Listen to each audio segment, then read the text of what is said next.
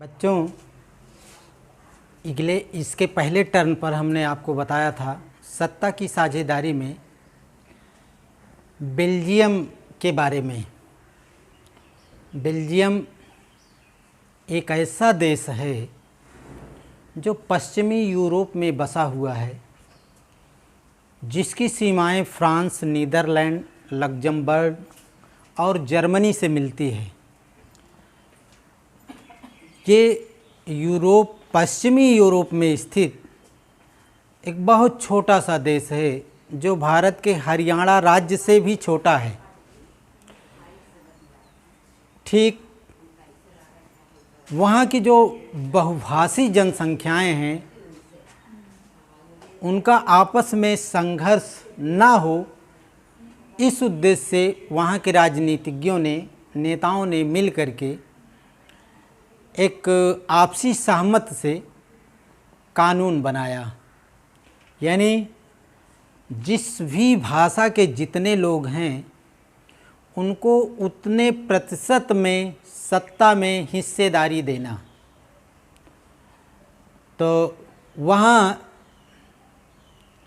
Belgium में 80% French बोलने वाले, और इसके बाद 19% वहाँ के डेनिश और 1% जर्मन और अन्य भाषी लोग हैं।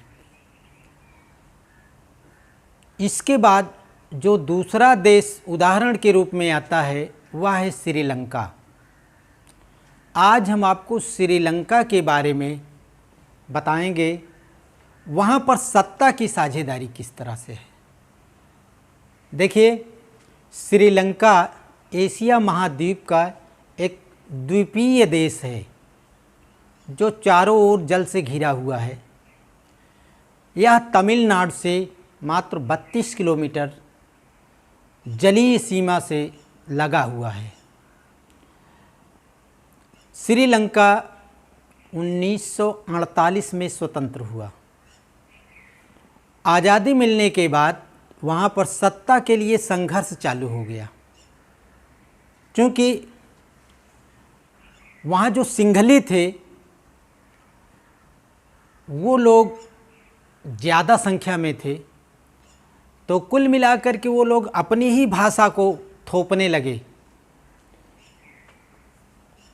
48, 45, 50 औपनिवेशिक काल में, जब श्रीलंका औपनिवेशिक रहा है, दूसरे राज्य के अधीन रहा है, देश के अधीन रहा है, तो उस समय तमिलनाडु से कुछ लोग वहाँ बागानों में काम करने गए, खेतों में काम करने गए, कुछ लोगों को दास बना करके भेजा गया।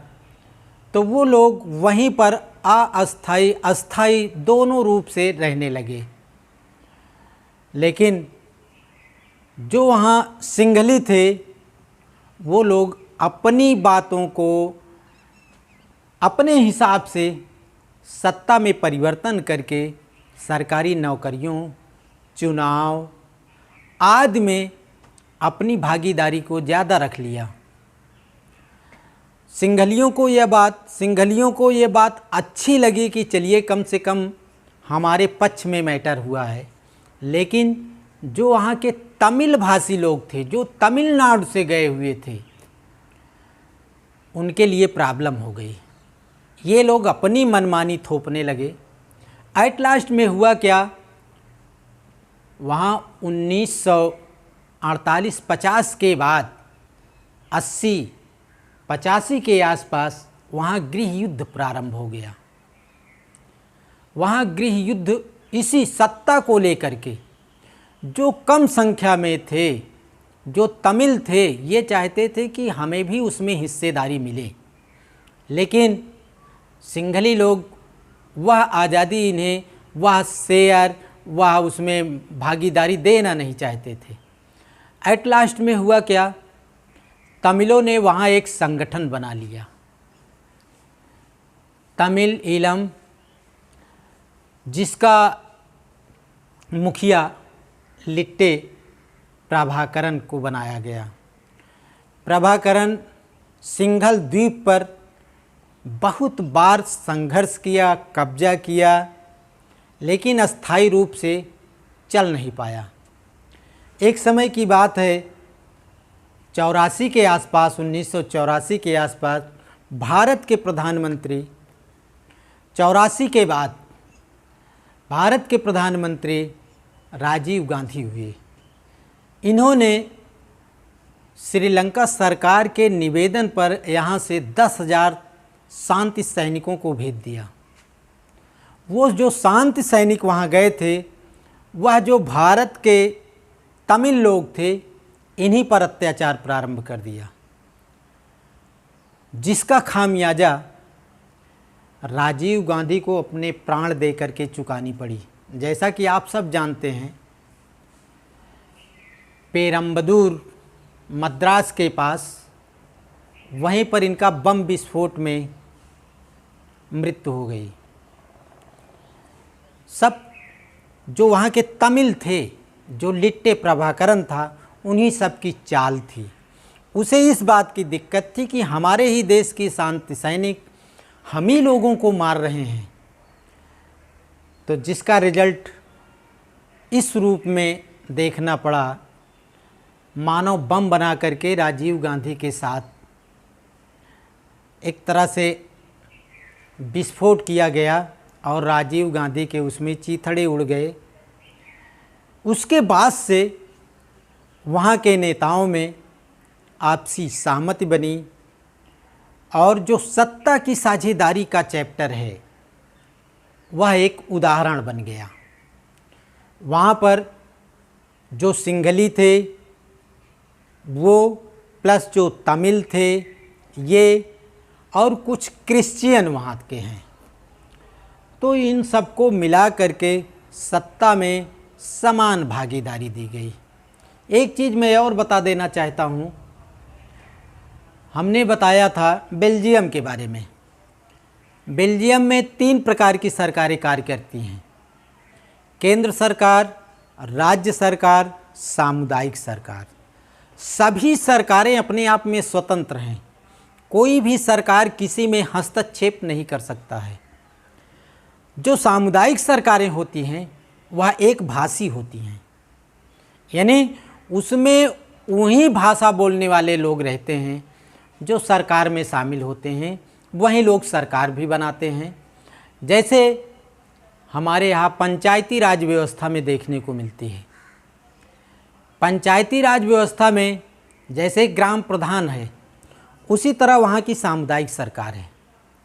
एक सीमित क्षेत्र में, और वहाँ के जो मातृभाषी हैं उन्हीं से मिल कर के, उन्हीं के निर्वाचन के द्वारा ये सरकार बनाई जाती है, जो वह भाषा समझती है और उसके अनुरूप कार्य करती है।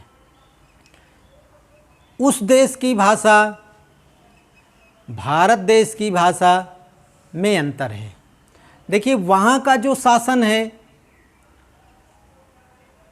और जो भारत का शासन है, थोड़ा अंतर है। भारत में जो संघात्मक है राज्य, यानी जो संघ मनमानी नहीं कर सकता, संघ मनमानी नहीं कर सकता और राज्य भी मनमानी नहीं कर सकते, यानी सब कहीं ना कहीं एक डोर से बंधे हुए हैं। भारत में राज्य, केंद्र, इन सब के लिए अलग अलग अनुसूचियाँ बनी हुई हैं। भारत में 3 प्रकार की अनुसूचियाँ पाई जाती हैं। नंबर 1 केंद्र सूची, केंद्र सूची या संघ सूची। इसमें 97 मैटर हैं, 97 विषय हैं। राज्य सूची, इसमें 66 विषय हैं। समवर्ती सूची,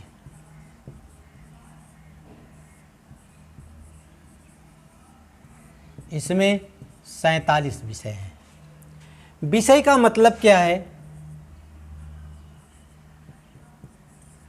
इसमें जो केंद्र सूची का विषय है, 57 पर विषयों पर सिर्फ केंद्र ही कानून बना सकता है,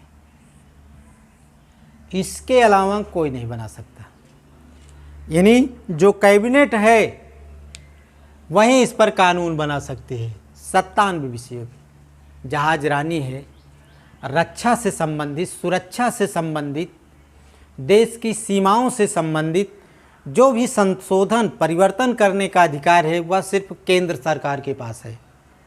राज्य सूची, राज्य सूची में 66 विषय दिए गए हैं। इसमें टैक्स वगैरह से संबंधित है, वैट से संबंधित है, जीएसटी से संबंधित चीज़ें हैं। ये राज्य अपने हिसाब से तय करता है। 66 विषयों पर राज्य कानून बनाता है। उसके बाद समवर्ती सूची है। समवर्ती सूची क्या है?